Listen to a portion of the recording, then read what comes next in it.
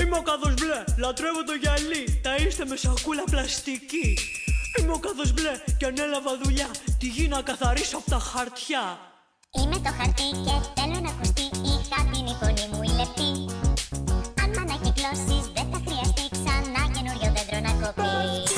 Είμαι ο κάδος μπλε και θέλω για φαΐ. Χαρτί, χαρτί, χαρτί, χαρτί, χαρτί. Είμαι ο κάδος μπλε και θέλω για φαΐ. Χαρτί, χαρτί, χαρτί, χαρτί, χαρτί.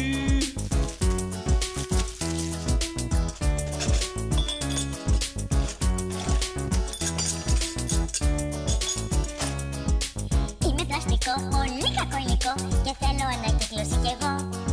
Αλλιώς θα σου μολύνω θάλασσα ξηρά και 2.000 χρόνια θα βρωμά.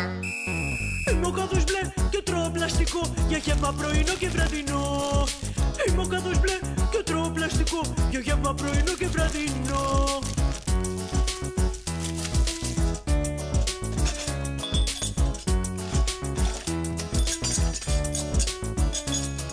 Μπουκάλι από γυαλί θα λιώσει στη στιγμή αν μέσα σε καμίνι πεταχτεί.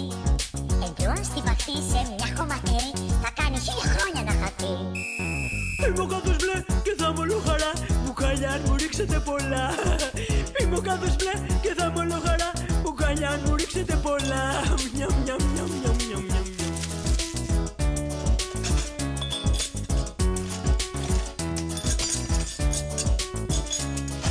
Του μέταλλου η τιμή είναι αρκετά υψηλή, γι' αυτό και πρέπει να ανακυκλωθεί.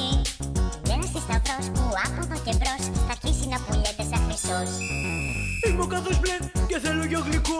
Καρφιά, κουτιά από πύρες και στυλό. Είμαι ο κάδος μπλε και θέλω για γλυκό. Καρφιά, κουτιά από πύρες και στυλό.